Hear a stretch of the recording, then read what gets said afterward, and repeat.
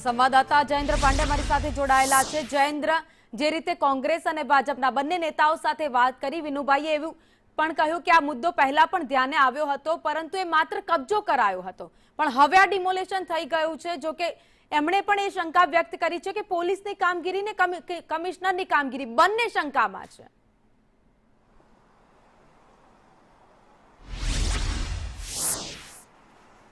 કારણ કે પોલીસ સામે આવી છે, નથી કમિશનર સામે આવ્યા છે। ફક્ત ઓફ ધ રેકોર્ડ તેઓ વાતચીત કરી રહ્યા છે। હાલ આપણે જે બિલ્ડર નોટિસ આપવામાં આવી છે તે બિલ્ડરના જમીન ઉપર આવ્યા છે, એટલે કહી શકાય છે કે આ જે બિલ્ડર છે તેમનું નામ સામે આવ્યું છે, સંજય અને શૈલેષ, શ્રીરામ કન્સ્ટ્રક્શનની સાઇટ છે। તેમના દ્વારા આ જે છે તેમના પર આક્ષેપ છે કે તેમના દ્વારા જ આ જે આખું જે છે ડિમોલેશન કરાવવાનો આક્ષેપ કરવામાં આવ્યો છે। આપણે એક પ્રયાસ એમ પણ કરીશું, સામે ઓફિસ તમે જે જોઈ રહ્યા છો ત્યાં ઓફિસ પર જઈને જોઈશું કે ત્યાં બિલ્ડર છે કે નહીં, જેમનું નામ આપણે સામે આવી રહ્યા છે કે તેમને નોટિસ પણ પાઠવવામાં આવી છે। હવે એમ અસલમ સાયકલવાળા જે પૂર્વ નગરસેવક છે તેમણે એમ પણ આક્ષેપ કર્યો છે કે મહાનગરપાલિકાએ ફક્ત ને ફક્ત બતાવવા પૂરતી, એટલે કે ખાલી લીપાપોતી કરવા માટે જે છે નોટિસ આપી છે, એટલે કે મામલો ક્યાંક ને ક્યાંક દબાઈ જાય તેવું તેમના દ્વારા જણાવવામાં સ્પષ્ટપણે જણાવવામાં આવ્યું છે। પરંતુ હવે આપણે ઓફિસ પર જઈશું અને જોઈશું કે ત્યાં કોઈ હાજર છે કે નહીં, કારણ કે અહીં આટલી મોટું કામગીરી ચાલતું હોય તેને રસ્તો આપવા માટે આ બાજુનું જે નાસિરનગર હોય તેનું ડિમોલેશન કરવામાં આવતું હોય તેવો સીધો આક્ષેપ બિલ્ડર પર છે। બિલ્ડર છે અહીં, બિલ્ડર कहाँ है,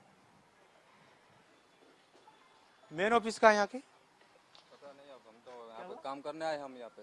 अच्छा, આપણે એકવાર ઓફિસ પર જોઈશું કે જો કોઈ વ્યક્તિ હાજર હોય તો છે। બિલ્ડર સાહેબ છે, કોઈ છે, શૈલેષભાઈ કોઈ છે, ક્યાં ગયા છે? કસ્ટમર છો? આ કોની સાઈડ છે? આખી સાઈડ કોની છે? બોલો બોલો, ખબર જ નથી મને। તો તમે કસ્ટમરો, તમને ઓર્ડર આપતા ખબર ના હોય? શેનો ઓર્ડર લઈને આવે છે? સામાન દેવા આવેલો છું। આગળ બીજી એક ઓફિસ છે, આપણે ત્યાં જવાનો પ્રયાસ કરીશું, જે કાચ આખી બંધ જોવા મળી રહી છે, એક પ્રયાસ કરવાનો કરીશું। આ શેની ઓફિસ છે સાહેબ? આ શેની ઓફિસ છે? બેઠા છે। અરે શૈલેષભાઈ, હું નથી ઓળખતો। તમે નથી ઓળખતા? અચ્છા, આ સાઇટ કોની છે? હું નથી ઓળખતો, હું તો એમ જ આવ્યો છું ભાઈ। એમને બેસવા માટે આવ્યા છે? નહીં, હું બીજા ભાઈનું કામ છે ને એના માટે આવ્યો છું, સેટ માટે।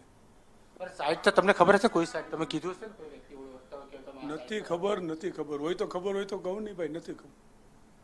બિલકુલ, તમામ જે લોકો છે અહીં કોઈ મળવા માટે આવ્યું છે તો કોઈ ગ્રાહક બનને આવ્યું છે, પણ અત્યાર સુધી જે શૈલેષ નામ આવી રહ્યું છે અને બીજા એક નામ આવી રહ્યા છે તે હજી સુધી દેખાતા નથી, કારણ કે જે રીતે તેમને આ નોટિસો આપવામાં આવી છે તે નોટિસને જોઈ તેઓ ન આવ્યા હોય, કારણ કે સંજય અને શૈલેષનું જે નામ આવ્યું છે, જે આક્ષેપો કરવામાં આવ્યા છે તેમનું જ આ સાઇટ છે, તમે જોઈ શકાય છે આપણા ટીવી સ્ક્રીન ઉપર।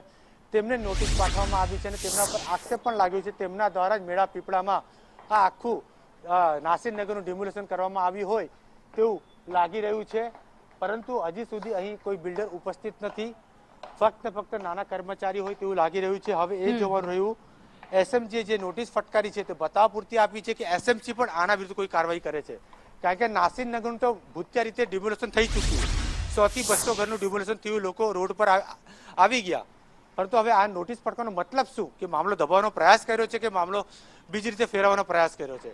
કેમ કે એસએમસી કમિશનર મીડિયા સમક્ષ નથી આવતા, નથી પોલીસ કમિશનર મીડિયા સમક્ષ નથી આવતા, કારણ કે બંદોબસ્ત તેમના દ્વારા જ આપવામાં આવતું હોય છે ને। આભાર માહિતી માટે। તો હવે સવાલ અનેક થઈ રહ્યા છે, કારણ કે ડિમોલેશન તો કરી દેવામાં આવ્યું, પરંતુ કોના ઈશારે આ બધું થઈ રહ્યું છે, કોને લાભ ખાટવા માટે થઈને આ વસ્તુ થઈ રહી છે? શું સુરતના અધિકારીઓ કંઈ છુપાવી રહ્યા છે તેવો પણ સવાલ થઈ રહ્યો છે। તો શું કોઈને બચાવવા માટે તપાસમાં વિલંબ થઈ ગયો છે, કારણ કે ઘટનાને 4 દિવસ થઈ ગયા, તેમ છતાં પણ હજુ સુધી કોઈ જ સ્પષ્ટ સંકેત આપવામાં નથી આવ્યા। શા માટે ડિમોલિશન કરાયું તેને લઈને પણ કોઈ સ્પષ્ટતા કરવામાં નથી આવી। દોષિતો સામે હવે કાર્યવાહી થશે કે પછી એમના નજીકના છે અને મામલો રફે દફે કરવાનો પ્રયત્ન કરવામાં આવશે, કારણ કે આખરે સત્ય બહાર આવશે કે નહીં તે સવાલ છે. કારણ કે જ્યારે જ્યારે આવી ઘટનાઓ બનતી હોય છે, મોટા માથાના નામ સામે આવે તેવી શક્યતાઓ દેખાતી હોય છે, ત્યાં મામલો રફે દફે કરવા માટે પૂરા પ્રયાસ કરવામાં આવતા હોય છે. અને આ વખતે જ્યારે આ ડિમોલિશનની ઘટના બની છે, તેમાં સંદેશ ન્યૂઝનો સવાલ સાંભળી મેયરે પણ ફોન કાપી નાખ્યો છે. સુરતના મેયર માયાબેન, જેમને ફોન કરવામાં આવ્યો હતો, પરંતુ તેમણે ફોન કાપી નાખ્યો, સવાલનો જવાબ આપવાનો ટાળ્યું છે. સુરતના સ્ટેન્ડિંગ ચેરમેન રાજન પટેલે પણ આ જ વસ્તુ કરી, તેમણે પણ સવાલથી ભાગ્યા અને ફોન કટ કરી નાખ્યો છે. સુરતના કમિશનર નાગરાજન પણ સવાલથી ભાગ્યા છે. એક પણ વ્યક્તિ, એક પણ જે હોદ્દા પર બેઠેલા, ખુરશી પર બેઠેલા લોકો છે, તેમણે જવાબ નથી આપ્યા અને સવાલથી ભાગ્યા છે. એટલે એવું સ્પષ્ટ કહી શકાય કે ક્યાંક કંઈક ખોટું થયું છે, કોકને લાભ ખાટવા માટે થઈને આ વસ્તુ કરાવવામાં આવી છે, જેથી કરીને એ લોકો જવાબ આપવાનું ટાળી રહ્યા છે. જો એ લોકો સાચા છે અને કામગીરી કરવાના છે, તો પછી ફોન ઉપાડીને જવાબ કેમ નથી આપતા? પરંતુ સુરતના મેયર હોય, સ્ટેન્ડિંગ કમિટી ચેરમેન હોય, એક પણ વ્યક્તિ ફોન નથી ઉપાડી રહ્યા, અને જેણે ફોન ઉપાડ્યા છે તેમણે સવાલ સાંભળતાની સાથે તરત જ ફોન કાપી નાખ્યા, અથવા તો કંઈક ખોટું બોલી બહાનું કાઢ્યું કે અમે મીટિંગમાં છીએ, પછી વાત કરીએ. પરંતુ આ તમારા જવાબો એ ઘણું બધું કહી રહ્યા છે કે તમે આ અમારા સવાલથી ભાગી રહ્યા છો.